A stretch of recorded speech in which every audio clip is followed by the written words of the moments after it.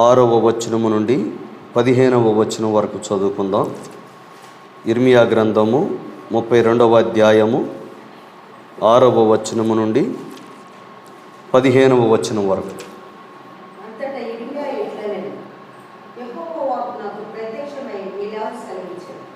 నీ తండ్రి తోడబుట్టిన షెల్లూము కుమారుడు హనమేలు నీ యొద్దకు వచ్చి, అనాతోతులోనున్న నా భూమిని కొనుటకు విమోచుకునే ధర్మం నీది, దాన్ని కొనుక్కొనుమని చెప్పు. కావున నా తండ్రి తోడబుట్టిన వారి కుమారుడైన హనమేలు యెహోవా మాట చొప్పున చెరసాల ప్రాకారంలోనున్న నా యొద్దకు వచ్చి, బెన్యామీను దేశమందరి అనాతోతులో ఉన్న నా భూమిని దయచేసుకుని, దానికి వాసులను నీవే, దాని విమోచనము నీ వల్లనే జరగవలను, దాన్ని కొనుక్కొనుమని నాతో అనగా, అది యెహోవా వాక్కు అని నేను తెలుసుకొని, నా తండ్రి తోడబుట్టిన వారి కుమారుడైన హనమేలు పొలమును కొని 17 తులముల వెండి పూచి అతనికి ఇచ్చితిని. నేను క్రయపత్రము రాసి ముద్ర వేసి సాక్షులను పిలిపించి క్రాసులో ఆ వెండి తూచి, క్రయపత్రము అనగా ముద్రగల విడుదల కైకోలు ఒడంబడికను, ముద్రలేని విడుదల కైకోలు ఒడంబడికను తీసుకొని, అప్పుడు నా తండ్రి తోడబుట్టిన వారి కుమారుడైన హనమేలు ఎదుటను ఆ క్రయపత్రంలో చేవ్రాలు చేసిన సాక్షుల ఎదుటను, చెరసాల ప్రాకారంలో కూర్చున్న యూదులందరి ఎదుటను, నేను మహాసేయ కుమారుడు నేరియా కుమారుడైన బారూకునకు ఆ క్రయపత్రమును అప్పగించి మరొకరు వేయుట బారూకునకు ఎలాగో ఆజ్ఞాపించింది. ఇశ్రాయేలు దేవుడును సైన్యములకు అధిపతి యెహోవా సెలవిచ్చిన నియమము, ఈ పత్రములలో అనగా ముద్రగల ఈ క్రయపత్రము ముద్రలేని క్రయపత్రము నీవు తీసుకొని, అవి బహు దినములుండునట్లు మంటి కుండలో వాటిని దాచిపెట్టుము. ఇశ్రాయేలు దేవుడును సైన్యములకు అధిపతి యెహోవా ఇలాగ సెలవిచ్చుచున్నాడు, ఇండ్లను పొలములను ద్రాక్ష తోటలను ఇంకా ఈ దేశంలో కొనబడును. ఆమేన్. చదవబడిన వాక్యమును దేవుడు మన వినికిడిలో విరిచి వడ్డించును గాక, దీవించును గాక. పరిశుద్ధులారా దయచేసి కూర్చోనండి. కూడి వచ్చిన పరిశుద్ధులందరికీ ప్రభువైన యేసుక్రీస్తు నామమున హృదయపూర్వక శుభాకాంక్షలు. ప్రియమైన దేవుని బిడ్డలారా, మనము విమోచనము గురించి ధ్యానం చేస్తూ ఉన్నాం. విమోచన, విమోచకుని ధర్మము, విమోచకుని ప్రణాళిక, ఇవన్నీ కూడా మనము నేర్చుకుంటూ ఉన్నాం. అయితే అందులో భాగంగా మనం ఇప్పుడు ఇర్మియా గ్రంథము 32వ అధ్యాయం 6వ వచనము నుండి మనం చదువున్నాం 15వ వచనం వరకు. వాస్తవానికి మనం ఎక్కడ వరకు చదవాలి అంటే 44వ వచనం వరకు చదవాలి. అంటే ఈ అధ్యాయం మొత్తం కూడా విమోచనకు సంబంధించినటువంటి అధ్యాయం. హల్లెలూయా. ప్రియమైన దేవుని బిడ్డలారా, మనం ఇక్కడ గమనిస్తే ఇర్మియాతో దేవుడు ఏమని మాట్లాడుతున్నాడు అంటే, నీ తండ్రి తోడబుట్టిన షల్లూము కుమారుడు హనమేలు నీ వద్దకు వస్తాడు, అనాతోతులో ఉన్న నా భూమిని కొనుటకు విమోచకుని ధర్మము నీదే, దాన్ని కొనుక్కొనమని చెప్తాడు అంటున్నాడు. ఎందుకు భూమిని కొనాలి? హల్లెలూయా. అంటే వాస్తవానికి ప్రియమైన దేవుని బిడ్డలారా, విమోచకునికి ఉండవలసిన సంబంధము రక్త సంబంధం. హల్లెలూయా. విమోచకునికి ఉండవలసిన గుణలక్షణాలు ఏమిటంటే, 1 అతడు రక్త సంబంధి అయి ఉండాలి, 2 అతడు సామర్థ్యము కలిగి ఉండాలి, 3వది అతడి ఇష్టము కలిగి ఉండాలి. హల్లెలూయా. ఇక్కడ ఇర్మియా ఈ హనమేలుకు రక్త సంబంధి అయి ఉన్నాడు, 2 అతడు సామర్థ్యం కలిగి ఉన్నాడు, 3వది ఆ భూమిని కొనుటకు అతడు ఇష్టం కలిగి ఉన్నాడు. హల్లెలూయా. మనము రూతు గ్రంథంలో చూస్తే అక్కడ ఆ వ్యక్తి, ఆ బంధువు రక్త సంబంధిగా ఉన్నాడు, 2 సామర్థ్యం కలిగి ఉన్నాడు. అయితే 3వది అయినటువంటి ఇష్టం అనేది అతనికి లేదు. హల్లెలూయా. మీరు గమనిస్తే ఆ బంధువు ఎవరికి సాదృశ్యం మనం చూచాం. హల్లెలూయా. అంటే బోయోజు కంటే సమీప బంధువు ఎవరు అనేదాన్ని మనం చూచాం. హల్లెలూయా. అతడు ఎవరికి సాదృశ్యం అంటే ప్రవక్తలకు సాదృశ్యమై ఉన్నాడు. ఆమె ఎందుకంటే మీరు గమనిస్తే ప్రవక్తలు వారు విమోచించలేకపోయారు. అవునా? యేసు ప్రభు వారు ప్రవక్తల ద్వారా పనిచేశాడు. ఆయన పనిచేశాడా? 4000 సంవత్సరాలుగా ఆయన పనిచేశాడు. అయితే ఈ ప్రవక్తలు ఎవ్వరూ కూడా ఆ ఇశ్రాయేలు ప్రజల్ని విమోచించలేకపోయారు. ఎందుకంటే ప్రవక్తలు తీర్పులను తీసుకొని వచ్చారు, తీర్పులను ప్రకటించారు. కానీ మీరు గమనిస్తే ప్రవక్తల ద్వారా విమోచన జరిగింది అంటే అది ప్రభువైన యేసుక్రీస్తు ద్వారానే. హల్లెలూయా. ప్రవక్తలను పంపుచూ వచ్చినప్పటికీ కూడా ప్రజలు ప్రవక్తల మాట వినకుండా ఉన్నారు. కాబట్టి ఆయన 4000 సంవత్సరాల తర్వాత ఆయనే ప్రవక్తగా వచ్చాడు. హల్లెలూయా. అందుకే మీరు గమనిస్తే హెబ్రీయులకు రాసిన పత్రిక 1వ అధ్యాయం 1వ వచనములో ఏమని మాట్లాడుతున్నాడంటే అపోస్తలుడైన పౌలు, పూర్వకాలమందు నానా సమయములలోనూ నానా విధములుగాను ప్రవక్తల ద్వారా మన పితరులతో మాట్లాడిన దేవుడు. హల్లెలూయా. పూర్వకాలమందు నానా సమయములలో నానా విధములుగా మన పితరులతో ఎలా మాట్లాడాడు? ఆయన ప్రవక్తల ద్వారా మాట్లాడాడు. హల్లెలూయా. మీరు గమనిస్తే దేవుడు మాట్లాడే విధానమే ప్రవక్తలై ఉన్నారు. దేవుడు తన ప్రజలతో మాట్లాడే విధానము ప్రవక్తలు. దేవుడు తన ప్రవక్తల ద్వారానే మాట్లాడతాడు. హల్లెలూయా. అందుకే ఆమోసు గ్రంథం 3వ అధ్యాయంలో మనం ఈ విధంగా చూస్తాం, తన సేవకులైన ప్రవక్తలకు తాను సంకల్పించిన దానిని బయలుపరచకుండా ప్రభువైన యెహోవా ఏమీ చేయడు. హల్లెలూయా. మరి ఆయన చెప్పినప్పుడు, సెలవిచ్చినప్పుడు ప్రకటించని వాడెవడు అనే వాక్యంలో వ్రాయబడి ఉన్నది. హల్లెలూయా. సింహము గర్జించగా భయపడని వాడెవడు. ప్రియమైన దేవుని బిడ్డలారా, ఆ ప్రవక్తల ద్వారా దేవుడు కార్యం చేసుకుంటూ వచ్చాడు. అయితే ఈ దినముల అంతమందు కుమారుని ద్వారా మనతో మాట్లాడాను. హల్లెలూయా. మీరు గమనిస్తే ఈ దినముల అంతమందు కుమారుని ద్వారా మనతో మాట్లాడాను అంటే ఆ కుమారుడే, ఆ ప్రభువైన యేసుక్రీస్తే కుమారుడిగా దిగి వచ్చాడు. హల్లెలూయా. ఆయన ప్రవక్తగా దిగి వచ్చాడు. మీరు గమనిస్తే ఇక్కడ ఎందుకు యిర్మీయాను కొనమని చెప్తున్నాడు అంటే, యిర్మీయా ఇక్కడ యేసుక్రీస్తుకు సాదృశ్యముగా ఉన్నాడు. హల్లెలూయా. మీరు గమనించండి, ఇశ్రాయేలు ప్రజలు చెరలోనికి వెళ్ళటానికి సిద్ధముగా ఉన్నారు. 70 సంవత్సరాల పాటు బానిసత్వములోకి వెళ్ళటానికి వాళ్ళు సిద్ధంగా ఉన్నారు. నెబుకద్నెజరు అప్పటికే ముట్టడి అనేది ప్రారంభించాడు. ప్రియమైన దేవుని బిడ్డలారా, వారు ఆ బయలు దేవత ఆరాధనను విడిచిపెట్టకుండా ఉన్న కారణము చేత ఇశ్రాయేలు ప్రజలు 70 సంవత్సరాల పాటు బానిసత్వంలోకి వెళ్ళబోతున్నారు. అయితే ప్రజల్లో ఎవరికి ఆశ లేదు, నిరీక్షణ లేదు, మేము తిరిగి వస్తామని. అయితే దేవుడు యిర్మీయా ద్వారా తెలియజేస్తున్న మాట ఏమిటంటే, ఇక్కడ ఇప్పుడు ఈ యిర్మీయా పొలాన్ని కొంటున్నాడు. హల్లెలూయా. పొలమును కొంటున్నాడా? పొలమును కొని ఏం చేస్తున్నాడు అంటే అక్కడ వెండి చేత దాన్ని కొంటూ ఉన్నాడు. హల్లెలూయా. ఆ రోజుల్లో అప్పటికి కాగితపు ద్రవ్యం అనేది పేపర్ మనీ రాలేదు. హల్లెలూయా. కాగితాల ద్వారా కాగితాలని అంటే ఇప్పుడు ప్రింట్ చేసినటువంటి, అచ్చు వేసినటువంటి కాగితాన్ని డబ్బుగా చలామణి చేసేటటువంటి ద్రవ్య విధానం లేదు. హల్లెలూయా. అక్కడ అతను దాన్ని దేంతో కొంటున్నాడు అంటే 17 తులముల వెండిని తూచి అతనికి ఇచ్చాడు. హల్లెలూయా. ఎన్ని తులాలు వెండి అండి? 17 తులముల వెండిని తూస్తున్నాడు. ఆమె అంటే ఆ రోజుల్లో వెండిని ఏం చేసేవాళ్ళు అంటే తూచేవాళ్ళు. అంటే అక్కడ ఏమున్నదంటే త్రాసు ఉన్నది. హల్లెలూయా. మరి దేవుడు బెల్షాజరుతో మాట్లాడా, నేను నిన్ను తూయగా నీవు లెక్కకు తక్కువగా కనపడ్డావు. హల్లెలూయా. ప్రియమైన దేవుని బిడ్డలారా, యేసు ప్రభు వారు కూడా తూయబడ్డారు. అవునా? కానీ ఆయన తక్కువగా కనబడలేదు. మీరు గమనిస్తే ఆయన ఏ పాపము లేనివాడిగా ఉన్నాడు. హల్లెలూయా. ఇక్కడ వెండితో దాన్ని కొంటున్నాడు. అంటే వెండి దేనికి సాదృశ్యం అంటే విమోచనకు సాదృశ్యం, బంగారము దైవత్వానికి సాదృశ్యం, ఇత్తడి తీర్పుకు సాదృశ్యం. హల్లెలూయా. మీరు ఇక్కడ గమనిస్తే వెండి చేత కొంటున్నాడు. ఆ పొలమును కొని దానికి 2 క్రయపత్రాలను తయారు చేస్తున్నాడు. హల్లెలూయా. ఒకటేమో ముద్ర కలిగినటువంటి క్రయపత్రము, రెండవది ముద్ర లేని క్రయపత్రము. హల్లెలూయా. మరి దాన్ని కొనటానికి ఎవరి ముందు దాన్ని కొంటున్నాడంటే సాక్షుల ఎదురు కొంటున్నాడు.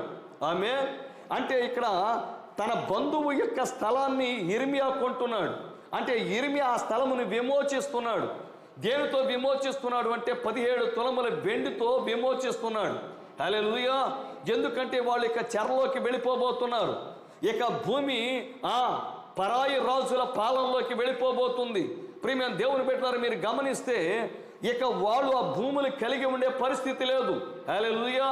అయితే ఇక్కడ దేవుడు ఇర్మియాతో ఏం చెప్తున్నాడంటే, విమోచకుని ధర్మాన్ని జరిగించు, నీవు ఆ పొలమును 17 తులముల వెండితో కొను, దాన్ని తూచి ఇవ్వు, సాక్షుల ఎదురు దాన్ని కొను.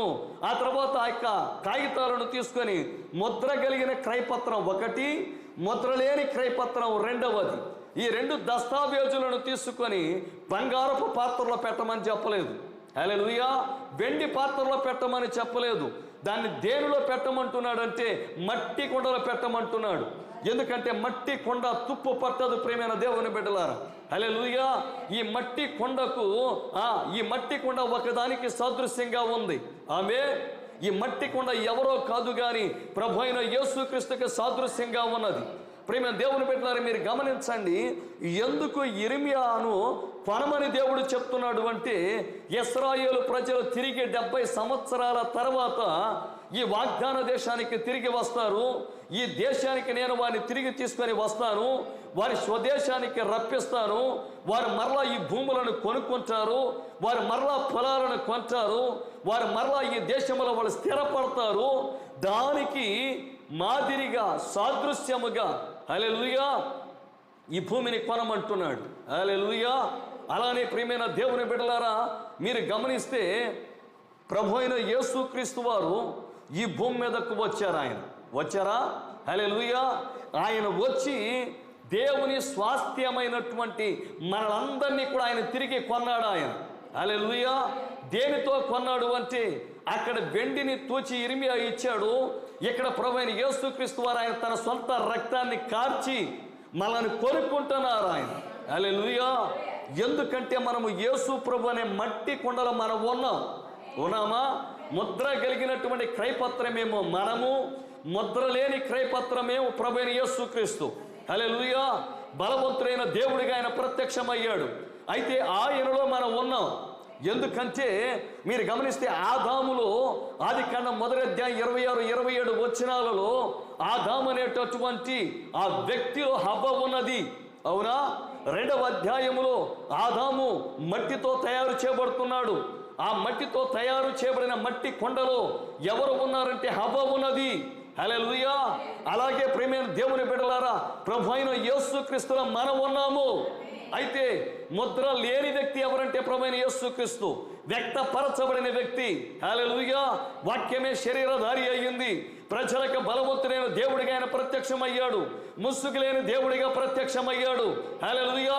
ధర్మశాస్త్రములో నుండి కృపలోనికి నడిపించేటటువంటి దేవునిగా ఆయన కృపామయుడిగా ప్రత్యక్షమయ్యాడు. అయితే ఆయన ఈ భూమి మీద సంచారం చేస్తున్న దినములలో ఆయనలో మనం ఉన్నాం. హల్లెలూయా. ఎందుకంటే ఆ కన్య మరియ గర్భములో ఆయన రూపుదిద్దబడుచున్నప్పుడు ఆయనలో మనం ఉన్నాం. ఎందుకంటే ఆయన నిత్యుడు గనుక మనము నిత్యులమై ఉన్నాం. ఆయనలో మనం ఉన్నాము. ప్రియమైన దేవుని బిడ్డలారా, ఆయన పరిచర్య చేసినప్పుడు మనం చేశాం, ఆయన శ్రమ పొందినప్పుడు మనం శ్రమ నొందాము, ఆయన కలువరి శిలువలో మరణించినప్పుడు మనం మరణించాము, ఆయన పునరుద్ధానుడైనప్పుడు ఆయనతో పాటు మనం పునరుద్ధానులమయ్యాము. హల్లెలూయా. మనము ముద్ర కలిగినటువంటి క్రయపత్రం ముద్ర కలిగిన క్రయపత్రంగా ఉన్నాం. ముద్ర లేని క్రయపత్రము ప్రభువైన యేసుక్రీస్తు. హల్లెలూయా. ఆయన విమోచకుడిగా దిగి వచ్చాడు. ఆయన మనల్ని కొనుక్కున్నాడు. ఆయన హల్లెలూయా మనల్ని కొనుక్కొని మనల్ని విమోచించాడు. ఆయన విమోచకునిగా దిగి వచ్చాడు. హల్లెలూయా.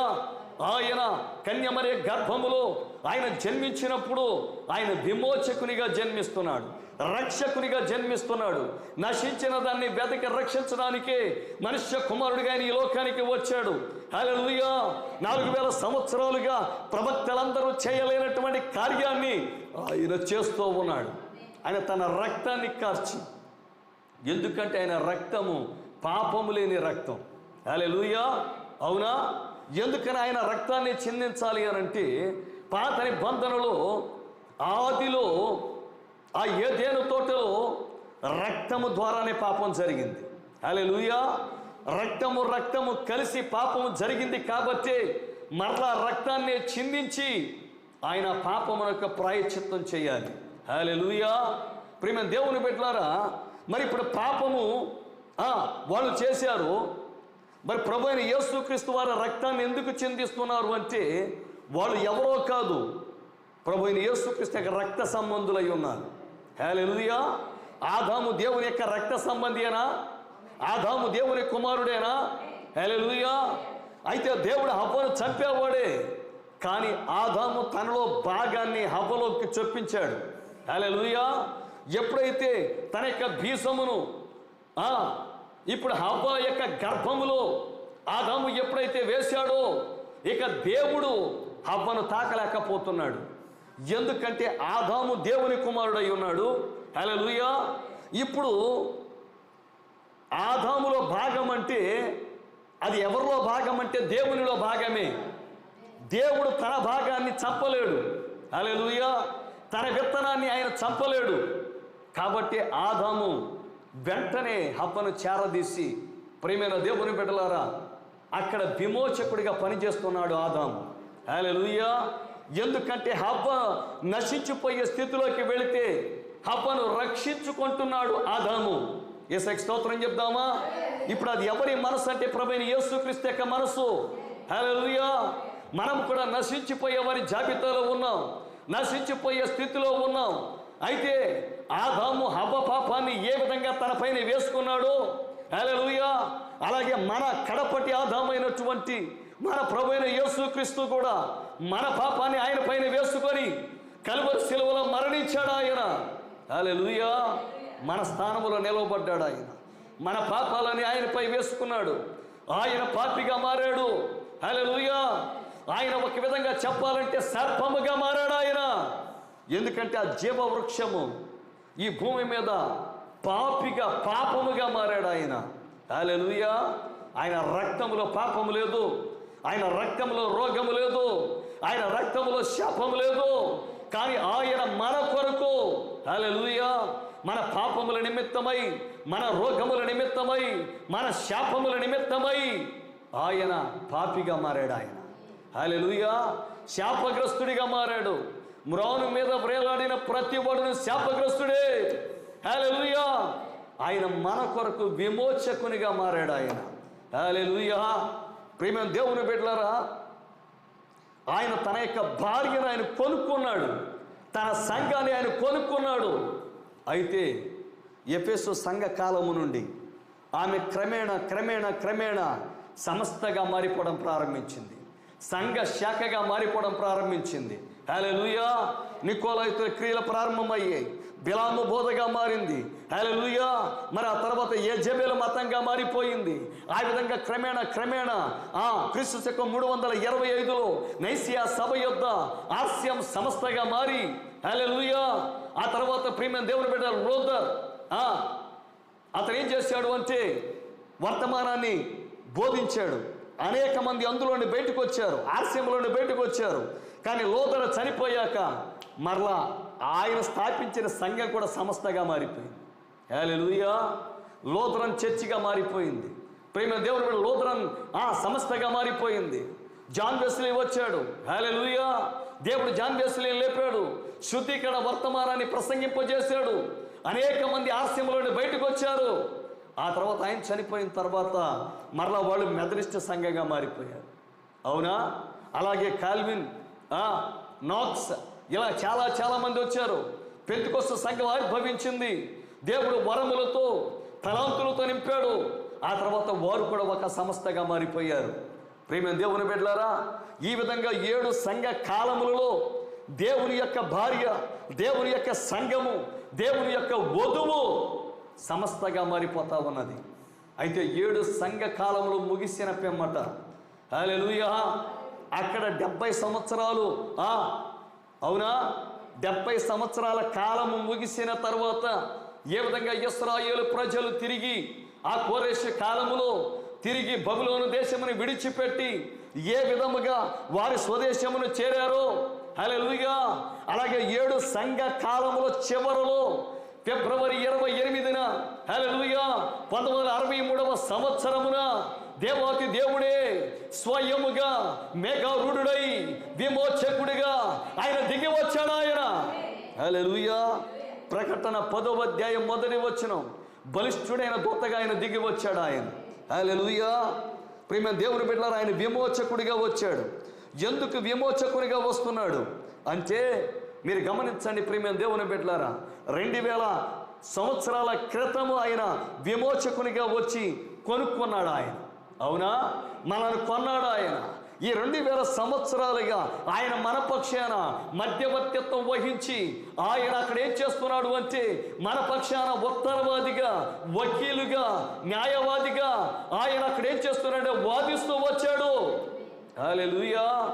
ప్రియమైన దేవుని బిడ్డలారా, ధర్మశాస్త్రం హెబ్రీయులు రాసిన పత్రిక అనే వర్తమానములో ప్రవక్త ఏమంటున్నారంటే ధర్మశాస్త్రము పోలీసు. హల్లెలూయా. అవునా, ధర్మశాస్త్రం మనల్ని ఏం చేస్తుందంటే చెరసాల్లో పెడుతుంది, రైట్. అయితే కృప మన స్థానంలో నిలవబడి మనం ఏ పాపము చేయలేదు అని, హల్లెలూయా, మన పాపములన్నీ దేవుని యొక్క రక్తముతో కడగబడ్డాయని, అవునా, మనలను ఆ పాపమనే చెరసాల నుండి, శాపమనే చెరసాల నుండి హల్లెలూయా మనల్ని బయటికి తీసుకొని వచ్చేదే కృప. ఆ కృప ఎవరో కాదు, ప్రభువైన యేసుక్రీస్తు. హల్లెలూయా. మన పక్షమున వాదిస్తున్నటువంటి ఉత్తరవాది, మన పక్షమున మన స్థానములో నిలబడుతున్నటువంటి కృపామయుడు ఆయన. హల్లెలూయా. అవునా, ఆయన మన పక్షాన మధ్యవర్తిత్వం వహించి మన స్థానములో నిలవబడుతూ మన పాపము చేసిన ప్రతిసారి మన తరపున రక్తాన్ని ఆయన అక్కడ ప్రోక్షిస్తూ, హల్లెలూయా, మనము నశించిపోకుండా, దేవుని ఉగ్రత పాలవ్వకుండా, నరకానికి వెళ్ళిపోకుండా, పాతాళము పాలవ్వకుండా మనల్ని కాపాడుకుంటూ వచ్చిన దేవుడు. హల్లెలూయా. ఇప్పుడు ఆయన ఏం చేశాడు అంటే ఏ గ్రంథములు అయితే మన పేర్లు వ్రాయబడ్డాయో ఆ గ్రంథమును తీసుకొని వచ్చాడు ఆయన. హల్లెలూయా. ఆ గ్రంథము ఏమిటో కాదు, 7 ముద్రల గ్రంథమే. హల్లెలూయా. ఆ 7 ముద్రలు ఏమిటో కాదు, మన యొక్క విమోచన గ్రంథమై ఉన్నది. ఆ 7 ముద్రలు వేయబడింది దేనికో తెలుసా? ఈ బైబిల్కే 7 ముద్రలు వేయబడ్డాయి. హల్లెలూయా. ఇది మన విమోచన గ్రంథము. హల్లెలూయా. ఎందుకంటే ఆది కాండం మొదలుకొని ప్రకటన గ్రంథము వరకు ఇది దేవుని యొక్క విమోచన ప్రణాళికను మనకు తెలియజేసే గ్రంథం ఇది. హల్లెలూయా. ఈ గ్రంథములో మన పేర్లు ఉన్నాయి, మన పేర్లను గురించిన మర్మములు ఉన్నాయి. ఆ హెబ్రీ స్త్రీలు ఏ విధముగా ఆ పిల్లల్ని కనేటప్పుడు రూబేను అని ఆ కేక వేసి ఆ తల్లి చెప్పేదో, హల్లెలూయా, చెప్పిందో, షిమ్యోను, లేవి, ఇస్సాకారు, జెబ్యులన్, హల్లెలూయా, ఆ పేర్లు పలుకుతున్నప్పుడు ఆ హెబ్రీ స్త్రీలు చాలా చురుకైనటువంటి వారు, బయలుపాటు కలిగిన వారు, దేవునితో సంబంధం కలిగి ఉన్నవారు, వాళ్ళ పేర్లు పెడుతూ ఉన్నప్పుడు ఆ యెహోషువ ఆ పేర్లను బట్టి వారికి వాగ్దాన దేశంలో స్వాస్థ్యాన్ని పంచి ఇస్తూ ఉన్నాడు. హల్లెలూయా. ఈరోజు మన దేవుడు ఈ గ్రంథములో మన పేర్లను వ్రాసి ఉన్నాడు. జగత్తు పునాది వేయబడక మునిపే ఆయన అనాది సంకల్పమును బట్టి క్రీస్తులో మనల్ని ఏర్పరచుకున్నాడు. ఆయన మన పేర్లను వ్రాసాడు. ఆయన ఈ పేర్లను విమోచించడానికి, ఆయన ఈ పేర్లు ఎవరెవరికైతే పెట్టబడినవో వారిని విమోచించడానికి దిగి వచ్చాడు ఆయన. హల్లెలూయా. మరి 2000 సంవత్సరాల క్రితం మన కొరకు రక్తం ఖర్చాడు కదండి. మరి ఇప్పుడు విమోచించడానికి అంటారు ఏంటంటే విమోచన ప్రక్రియలో 3 దశలు ఉన్నాయని మనం నేర్చుకున్నాం. హల్లెలూయా.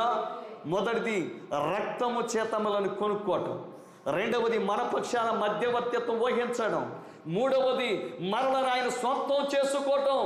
హల్లెలూయా. మనల్ని సొంతం చేసుకోవాలి అని అంటే మనం ఎవరో మనకి తెలియాలి. హల్లెలూయా. మనం ఆయన వారమని మనకు తెలియాలి. హల్లెలూయా.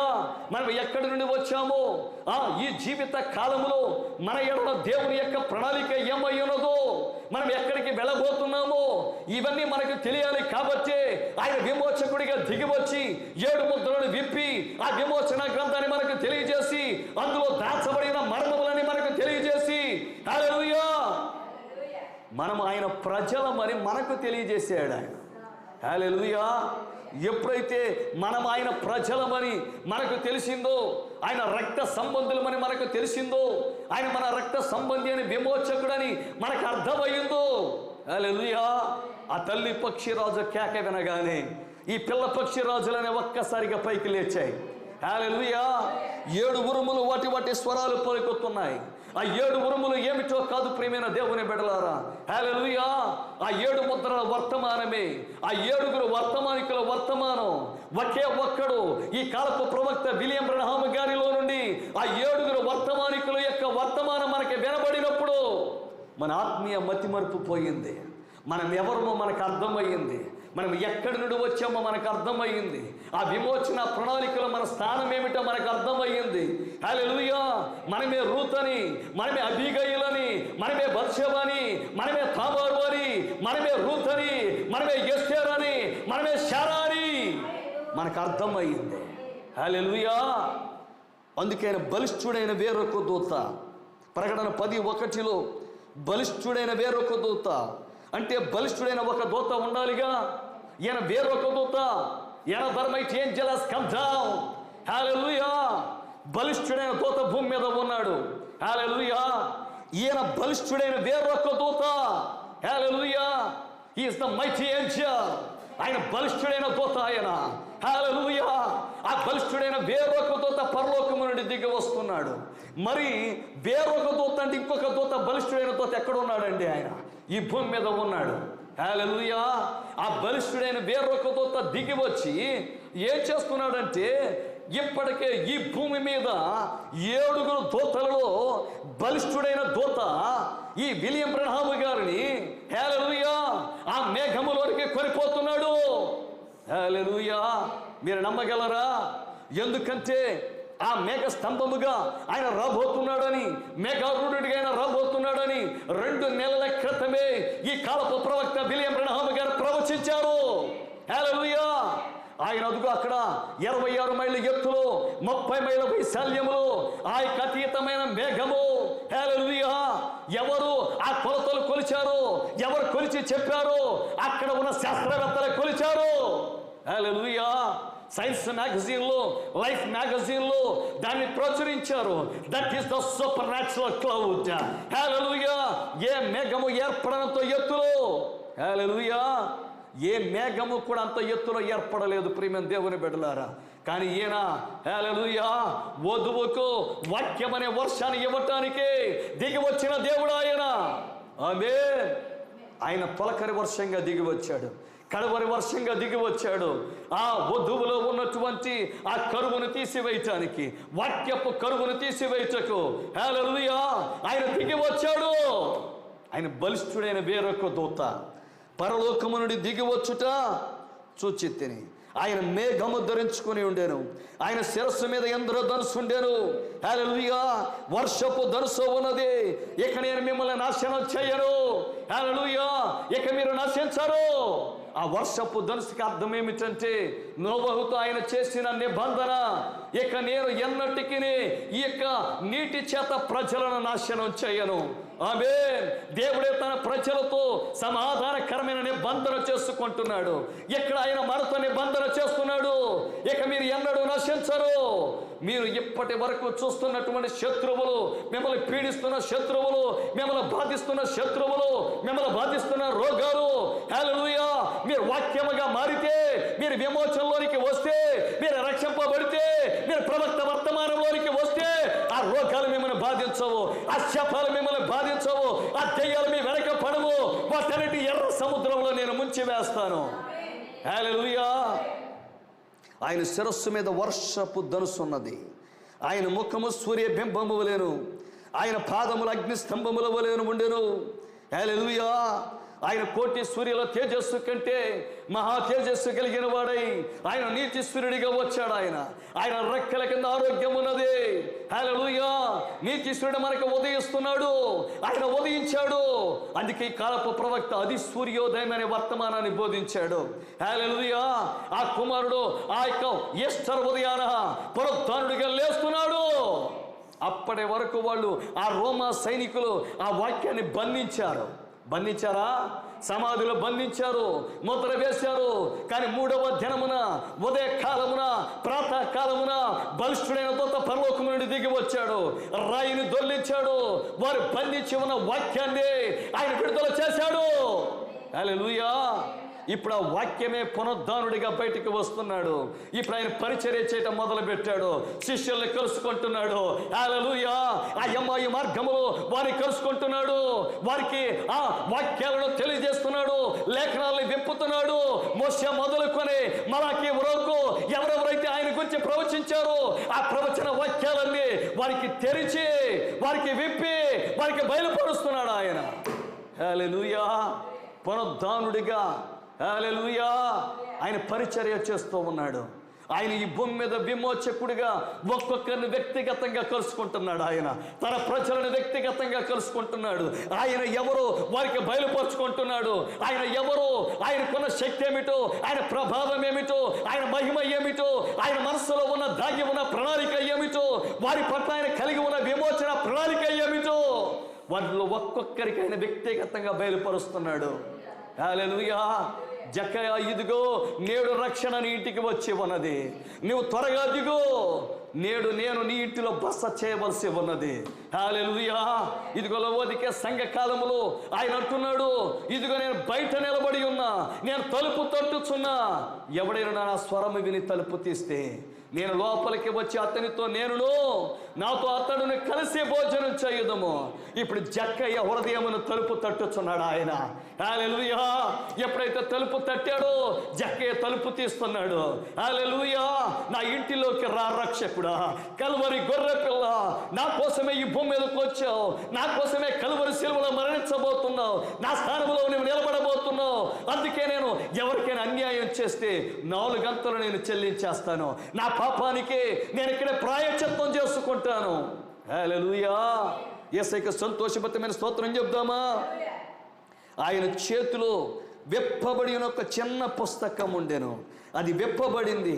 5వ అధ్యాయములో ఆయన అప్పటికే దాన్ని విప్పాడు. ఆయన 7 ముద్రలు వేసి ఉన్న పుస్తకాన్ని ఆయన విప్పాడు. ఆయన 7 ముద్రలను తెరిచాడు ఆయన.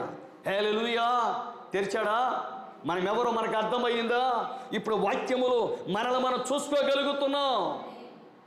మన భవిష్యత్తు ఏంటో ఇక్కడ అర్థమవుతుంది, మనకి తెలుస్తా ఉన్నది. ప్రియమైన దేవుని బిడ్డలారా, ఆయన యోధా గోత్రపు సింహంగా మరణాన్ని జయించి, సమాధిని జయించి, పాతాళాన్ని జయించి, సాతానుని చేతగా ద్రొక్కి హల్లెలూయా మృత్యుంజయుడిగా లేచాడు ఆయన.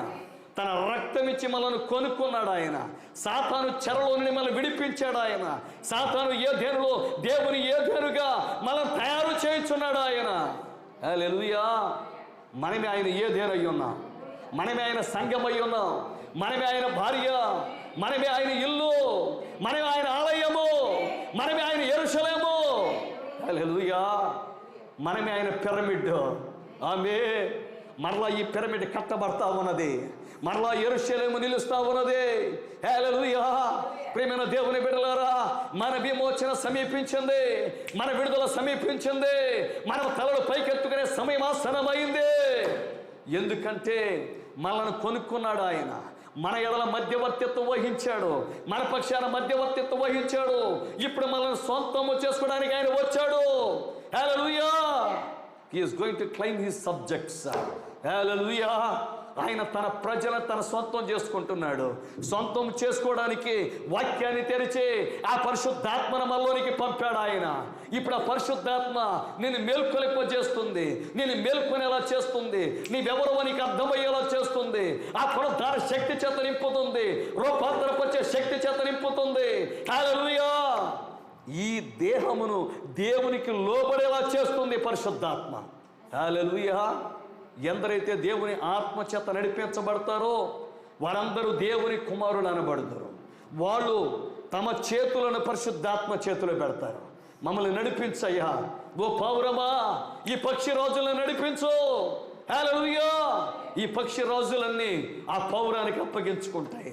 అలనాడు మొదటి రాకడలో ఆ గొర్రె పిల్ల ప్రభువైన యేసుక్రీస్తు ఏ విధముగా ఆ పరిశుద్ధాత్మనే పౌరానికి ఎలా అప్పగించుకున్నాడో ఈ పక్షిరాజులకు కూడా ఆ పరిశుద్ధాత్మనే పావురానికి అప్పగించుకొని మమ్మల్ని నడిపించేసయ్యా, నిత్యత్వంలోకి నడిపించయ్యా. హల్లెలూయా. ప్రేమ దేవుని బిడ్డలారా, ఒకరోజు పర్ణశాలల పండుగను మనం జరుపుకోబోతున్నాం. అవునా? హల్లెలూయా. ఎందుకంటే పర్ణశాలల పండుగకు ముందే ప్రాయచిత్తార్థ పండుగ. ఆ ప్రాయచిత్తార్థ పండుగ రోజు హల్లెలూయా ఆ ప్రధాన యాజకుడు తన పక్షాన, తన ప్రజల పక్షాన చిందింపబడిన గొర్రెపిల్ల రక్తమును తీసుకొని అదిగో అతడు లోపలికి వెళుతున్నాడు. హల్లెలూయా. ఇదిగో అతి పరిశుద్ధ స్థలములోకి వెళుతున్నాడు. అక్కడ అగ్ని స్తంభము దిగి రావాలి. ఆమేన్. ఆ రక్తమును అంగీకరించాలి. బయట బానిసలందరూ కూడా, ఆ దేశ ప్రజలందరూ కూడా బయట నిలవబడి ప్రార్థనలు చేస్తున్నారు. ప్రభువా, మమ్మల్ని అంగీకరించయ్యా. మా పక్షాన మా ప్రధాన యాజకుడు వినయముతో, సాత్వికముతో, వణుకుతో లోపలికి ప్రవేశిస్తున్నాడయ్యా. అయ్యా, మా పక్షాన చిందింపబడిన ఆ గొర్రెపిల్ల రక్తమును నీవు అంగీకరిస్తేనే ఇది 50వ సంవత్సరము, ఇది సునాద సంవత్సరము. మరలా మా కుటుంబాలకు వెళ్ళే సమయం ఆసన్నమైంది. మేము కోల్పోయిన స్వాస్థ్యాలను తిరిగి పొందే సమయం ఆసన్నమైంది. మా బానిసత్వములో నుండి మేము విడుదల పొందే సమయం ఆసన్నమైంది. మా చెర బద్దలయ్యే సమయం ఆసన్నమైంది. ఇది సునాద సంవత్సరము. హల్లెలూయా. దయచేసి ఆ రక్తాన్ని అంగీకరించయ్యా. ఆ ప్రధాన యాజకుడు పాపము లేనివాడై, నిష్కళంకుడై, నిర్దోషి అయి, మచ్చ ముడత డాగు కళంకము లేని వ్యక్తిగా ఎంతో భయముతో, ఎంతో వణుకుతో, ఎంతో సాత్వికముతో లోపలికి ప్రవేశిస్తున్నాడు. హల్లెలూయా. బయట ఉన్న వ్యక్తులు ఆ తాడుని విడిచిపెడుతున్నారు. ఏ మాత్రం తేడా వచ్చినా, అతని జీవితంలో ఏ మాత్రం పాపము కనపడినా, అతని జీవితంలో ఏ ముడత, ఏ మచ్చ, ఏ డాగు, ఏ కళంకము కనబడినా అక్కడే పడి చచ్చిపోతాడు. ఈ ప్రజలందరికీ విడుదల లేదు. ఈ ప్రజలందరికీ విమోచన ఉండదు. ఓ ప్రియమైన దేవుని బిడ్డలారా, ఆ ఇశ్రాయేలు ప్రజలందరూ ఎంతో ఆవేదనతో ప్రార్థన చేస్తున్నారు. హల్లెలూయా. వాళ్ళు చూస్తూ ఉండగానే అదింగిని చించుకొని అగ్ని స్తంభము దిగి వచ్చుతుంటారో వాళ్ళు చూడగానే హల్లెలూయా, ఎప్పుడైతే అగ్ని స్తంభము దిగి వస్తున్నదో వాళ్ళ హర్షాతిరేకాలు వ్యక్తం చేస్తున్నారు. ఎందుకంటే మా పక్షాన వధించబడిన గొర్రెపిల్ల ఆ రక్తము మా ప్రధాన యాజకుడు ప్రోక్షిస్తుంటే దాన్ని దేవుడు అంగీకరించాడు. మా పాపములను తీసివేస్తున్నాడు, మా శాపాలను కొట్టివేస్తున్నాడు, మా బానిసత్వము నుండి మాకు విడుదల దయచేస్తున్నాడు. హల్లెలూయా. ఇప్పుడు ఆ ప్రధాన యాజకుడు బయటికి వచ్చి గుర్రము ఎక్కి పొట్టేలు కొమ్ము తీసుకొని దేశమంతా శృంగనాదం చేస్తున్నాడు. హల్లెలూయా. సునాదపు స్వరాన్ని వినిపింపజేస్తున్నాడు. ఎప్పుడైతే ఆ పొట్టేలు కొమ్ము యొక్క స్వరాన్ని వింటున్నటువంటి బానిస 50 సంవత్సరాలుగా బానిసత్వంలో మగ్గిపోయిన వాడు, చెరలో ఉండిపోయిన వాడు, కుటుంబానికి దూరముగా ఉన్నవాడు ఇక సమస్తమును అక్కడ విడిచిపెట్టి హల్లెలూయా వెళ్తున్నాడు. ఆనందంగా వెళ్తున్నాడు, సంతోషంగా. హల్లెలూయా. ఆ పాత యజమానికి తాత చెప్పి, నేను యజమానుడే కానీ బానిసగా మారాను, పాపము వలన బానిసగా మారాను, కానీ ఇప్పుడు నా దేవుడు నన్ను యజమానిగా చేశాడు. హల్లెలూయా. అదిగో ఆదాము ఈ భూలోకానికి యజమాని, ఈ భూమికి యజమాని. కానీ ఎప్పుడైతే పాపము చేశాడో, ఎప్పుడైతే భార్య పాపాన్ని తనపై వేసుకున్నాడో, ఎప్పుడైతే హల్లెలూయా పాపము చేశాడో, యవ్వనములో నుండి, నిత్య యవ్వనములో నుండి వృద్ధాప్యంలోకి వచ్చేసాడు. అవునా? యజమానిగా ఉండాల్సినటువంటి వ్యక్తి బానిసగా మారిపోయాడు. ఇప్పుడు ఆ పొలాన్ని దున్నుతున్నాడు. హల్లెలూయా. ఇప్పుడు ఆ పొలము దానంతటదే పండేది. అవునా? ఆ వృక్షాలన్నీ ఫలములని కాసేవి, చక్కగా తిని బ్రతికేవాడు. ఇప్పుడు సేద్యం చేస్తున్నాడు. ఇదిగో తన నుదుట నుండి కార్చిన చెమట వలన పండిన ఆహారాన్ని తినాలి ఇప్పుడు. హల్లెలూయా. బానిసగా మారిపోయాడు. యజమానిగా ఉండవలసిన వాడు బానిసగా మారిపోయాడు. హల్లెలూయా. అయితే మధ్యలో గచ్చ పొదలు, మధ్యలో ముళ్ళ తీగలు, మధ్యలో కలుపు మొక్కలు, వాటన్నిటిని నడుము వంచి తీస్తున్నాడు. ప్రియమైన దేవుని బిడ్డలారా, హల్లెలూయా. రూతు కూడా అలాగే పొలములో పరిగెరిందా, బానిసగా పరిగెరిందా? అయితే ఒకరోజు ఆమె విమోచకుని సమీపించింది, విమోచకుని పాదాల దగ్గరకు వచ్చింది. విమోచకుడు తన యొక్క వస్త్రాన్ని కప్పాడు, విమోచకుడు ఆమెను హల్లెలూయా విడుదల చేశాడు. విమోచకుడు ఆమె పొలాన్ని తిరిగి కొన్నాడు. హల్లెలూయా. విమోచకుడు తన విత్తనాన్ని ఆమెలో వేశాడు. దేవుడే ఆమె గర్భవతి అగునట్లుగా అనుగ్రహించాడు. హల్లెలూయా. యేసుకు సంతోషభరితమైన స్తోత్రం చెప్దామా? ప్రియమైన దేవుని బిడ్డలారా, విమోచన మనకు అర్థమవుతుందా? మన దేవుడు ఏ విధంగా మనల్ని విమోచిస్తున్నాడు? అక్కడ ఉన్న ప్రజలు వాళ్ళు చేసిన పాపపు అలవాట్లను బట్టి, వారి పాపపు అలవాట్లను బట్టి వారి ఆస్తులను అమ్ముకొని యజమానులుగా ఉన్నవారు బానిసలుగా మారిపోయారు. వారు చేసిన బయలుదేవత ఆరాధనను బట్టి. అదిగో 32వ అధ్యాయములో ఇర్మియా గ్రంథములో ఆయన అంటున్నాడు, ప్రియమైన దేవుని బిడ్డలారా, ఇదిగో నేను పెందల కడనే లేచి వారికి బోధించుతూ వచ్చాను, కానీ నా ప్రజలు నా స్వరాన్ని వినలేదు. నా ప్రజలు నాకు వారి వీపును తిప్పారు, వారి ముఖాన్ని నాకు చూపించటం లేదు. అయినను నేను వారిని ప్రేమిస్తాను, అయినను నేను వారిని అంగీకరిస్తాను, అయినను వారికి నేను దేవుడిగా ఉంచాను. వారు నాకు ప్రజలై ఉంటారు. వారు నా యందు భయభక్తులు కలిగి ఉన్నట్లుగా వారి హృదయంలో భయభక్తులు పుట్టిస్తానంటున్నాడు. హల్లెలూయా. మన దేవుడు ఎంత ప్రేమ కలిగిన దేవుడు అండి. వద్దనుకుని వెళ్ళిపోతున్నా నీవే కావాలి అని నీ వెంట పడే దేవుడు యేసయ్యా. హల్లెలూయా. ఎందుకంటే నీవు ఆయనలో భాగమై ఉన్నావు, సర్వశక్తిలో భాగమై ఉన్నావు. నీవు వద్దనుకుని వెళ్ళిపోతున్నా, ఆయన దేవుడు కాదని వెళ్ళిపోతున్నా, నీ వెనక పడే దేవుడు, నేను వెంటాడే దేవుడు, నేను వెతికే దేవుడు, నీవు వెతకకున్న వెతికే దేవుడు, నీవు ప్రేమించకున్న ప్రేమించే దేవుడు. హల్లెలూయా. ఆయన నిజమైన విమోచకుడు. ఆమేన్. యజమానులు బానిసలైపోతే 50వ సంవత్సరమున ప్రధాన యాజకుని ఆ కొమ్ము బోర ధ్వని వినపడినప్పుడు వారు తిరిగి యజమానులు అవుతున్నారు. హల్లెలూయా. అలాగే మన యేసయ్య ఆ కల్వరి శిలువలో విమోచకుని ధర్మము జరిగించినప్పుడు, తన రక్తాన్ని కార్చినప్పుడు, పాత బంధనలో బానిసలైనటువంటి దేవుని ప్రజలందరినీ తిరిగి యజమానులుగా చేస్తున్నాడు. ఆయన చేస్తున్నాడా? వారి వాక్యపు దేహాల్లోనికి వాళ్ళు తిరిగి అడుగు పెడుతున్నారు. మహిమ దేహాలను కలిగి ఉన్నారు. ఆ సమాధుల్లోని వారు బయటకు వస్తున్నారు. వారి పాపాలు కప్పబడ్డాయి. ఇప్పుడు వారి పాపాలు తీసివేయబడ్డాయి. వారి పాపముల కొరకైనటువంటి వేలను దేవుడు చెల్లించాడు. హల్లెలూయా. ఇందుని బట్టి నీకు సంతోషంగా లేదా? ఆమేన్. మనము ఈ భూమి యొక్క యజమానులం, అవునా? అందుకే బైబిల్లో వ్రాయబడి ఉన్నది, పొప్లి ఆ ద్వీపముల్లో ముఖ్యుడు, అతనికి ఆ ద్వీపములు అనేక భూములు ఉండేను. హల్లెలూయా. మనము ల్యాండ్ లార్డ్స్, మన భూస్వాములం, అవునా? ఈ భూమికే మన స్వాములము. We are land Lord's. కానీ మనం ఈ భూమిని కోల్పోయాం, మన స్వాస్థ్యాన్ని కోల్పోయాం, మనం బానిసలుగా మారిపోయాం. కానీ మరలా మన దేవుడు ఈ భూమికి స్వాములుగా చేయబోతున్నాడు, ఈ భూమికి ప్రభువులుగా చేయబోతున్నాడు, మరలా ల్యాండ్ లార్డ్స్గా చేయబోతున్నాడు, ఈ భూమి యొక్క పరిపాలకులుగా చేయబోతున్నాడు. ఎందుకంటే మనల్ని కొనుక్కున్నాడు ఆయన. మనతో పాటు మన స్వాస్థ్యమైన ఈ భూమిని కూడా ఆయన విమోచించాడు. అందుకే ఈ సృష్టి మిగులు ఆశతో దేవుని కుమారుల ప్రత్యక్షత కొరకు తేరి చుచ్చు కనిపెట్టుచున్నది. హల్లెలూయా. నీవెప్పుడైతే పరిశుద్ధాత్మతో నింపబడిన వాడవై ఉచ్చరింప శక్యము కాని మూలుగులతో ప్రార్థన చేస్తావో నీ విమోచన ప్రారంభమైంది. హల్లెలూయా. ప్రారంభమైందా? ఎందుకంటే ఆ పరిశుద్ధాత్ముడు నీలో ఉండి ఈ భూమి యొక్క విమోచన కొరకు మూలుగుతున్నాడు. హల్లెలూయా. ఈ భూమి విమోచింపబడాలి, ఈ దేహం అనే భూమి విమోచింపబడాలి.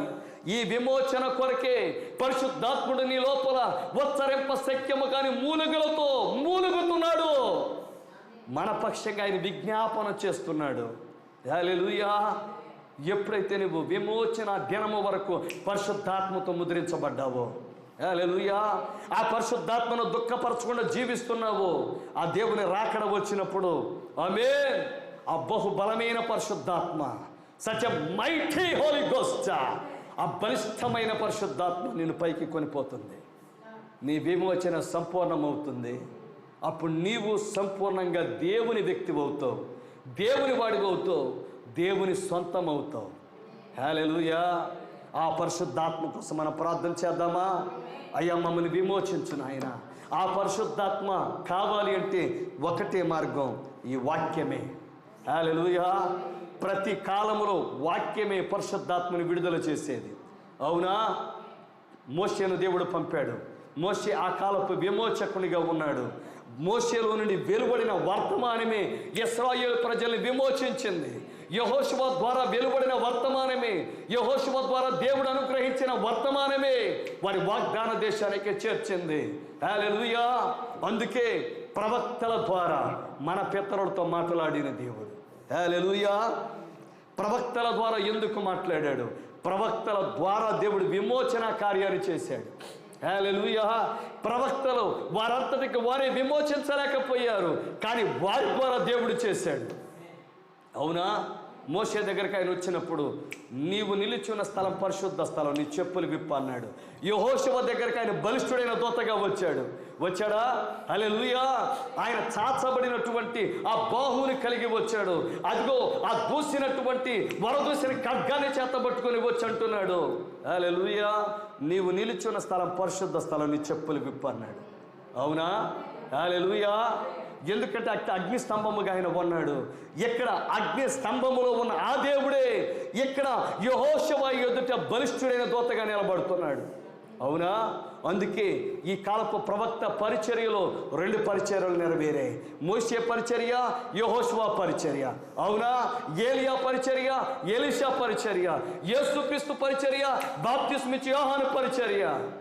హల్లెలూయా. మనం ఆ విమోచనలో భాగమై ఉన్నాం. మన దేవుడు మనల్ని విమోచించటానికి ఆయన సిద్ధంగా ఉన్నాడు. కానీ నువ్వు సిద్ధంగా ఉన్నావా? నీ దేహాన్ని ఆయనకు అప్పగించగలవా? నీ ఆత్మను అప్పగించగలవా? నీ ప్రాణమును ఆయనకు అప్పగించగలవా? ప్రభువా, నీ ఆత్మతో నన్ను నింపుము నాయన, నీ శక్తితో నన్ను నింపుము ప్రభువా. ఎందుకంటే ఈ మట్టి కొండలో మహిమైశ్వర్యం దాచి ఉంచాడు ఆయన. హల్లెలూయా. ఆ విమోచన గ్రంథం ఇప్పుడు ఎక్కడ ఉన్నదంటే నీలోనే ఉన్నది. అవునా? ఈ మట్టి కొండలోనే ఉన్నది. ఆమేన్. ఎందుకంటే యోహాను నీవే. ఆ యోహాను తింటున్నాడు విమోచన గ్రంథాన్ని, దాన్ని భక్షిస్తున్నాడు, దాన్ని భుజిస్తున్నాడు.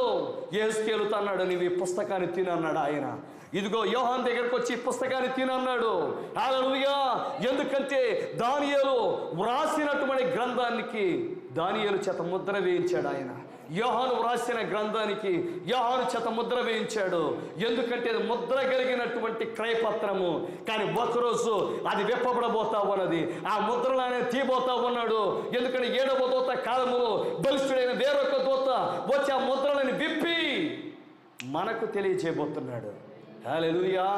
పేతురు రాశాడు కానీ పేతురికి తెలియదు. యోహాను రాశాడు కానీ యోహానికి తెలియదు.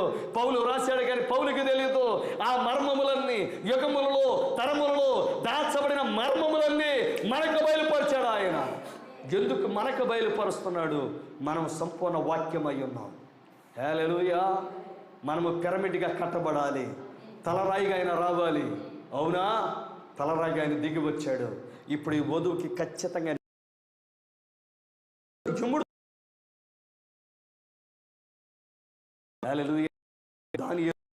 వంటి చేతి సహాయం లేకుండా తీయబడిన రాయి సర్వభూతలమంత మహాపర్వతం అయిపోయింది. అవునా? ఆయన మేఘారూఢుడిగా వచ్చాడు. ఇప్పుడు ఈ వధువులోకి వచ్చాడు, సర్వభూతలమంత మహాపర్వతం. రాయి నీవేనా? ఆ యెరూషలేము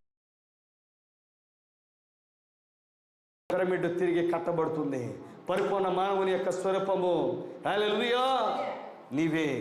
ఆ పరలోక పెళ్లి కుమారుడు ఈ భూలోక పెళ్లి కుమార్తె యొక్క అదృశ్యైక్యత మనలో జరుగుతుంది. అదే సూపర్ సైన్, దివ్యమైన సూచన. దేవుడు కోరుకుంటున్నా ఆయన నీలో ఆయనగా. ఎందుకంటే నిన్నే విమోచకునిగా చేయాలి, నిన్నే రక్షకునిగా మార్చాలి, నిన్నే మధ్యవర్తిగా మార్చాలి, నిన్నే విజ్ఞాపన చేసేవారిగా మార్చాలి, నిన్నే దేవునిగా మార్చాలి. అది ఆయన లక్ష్యమై ఉన్నది. ఎందుకంటే దేవుని పదార్థమే దేవునితో కలిసి ఉండగలదు. మీరు నా ప్రజలై ఉందురు, నేను మీ దేవుడినై ఉందును. హల్లెలూయా. నేను మీ మధ్యలో నివసించి సంచరింతును. హల్లెలూయా. ఆయన మన కాపరేనా? మనం ఆయన గొర్రెలమేనా? మనల్ని విమోచించడానికి వచ్చాడు ఆయన. ఆ విమోచన ప్రక్రియలో చివరిలో మనం ఉన్నాం. మళ్ళా ఆయన సొంతం చేసుకుంటున్నాడు. నీవు ఆయన సొంతం అవ్వాలంటే, యేసయ్యకి సొంతం అవ్వాలంటే ఆ పరిశుద్ధాత్మతో నింపబడి దేవునితో ఐక్యమైనప్పుడు ఆ చిన్న గదిలో హల్లెలూయా దేవుడు తన ప్రజలతో ఏకమవుతున్నాడు. అగ్నిస్తంభం ఏకమవుతా ఉన్నది. ఆ శార అబ్రహాముల దేహాలను అగ్నిస్తంభమే యవనస్తులుగా యవన దేహాలుగా మార్చింది. ఈరోజు నిన్ను కూడా మారుస్తుంది. లేచి నిలబడదాం పరిశుద్ధులారా. హల్లెలూయా. మనం దేవునికి అప్పగించుకుందాం. ఈ రాత్రి ప్రభువా నన్ను సంపూర్ణంగా విమోచించు ప్రభువా. అయ్యా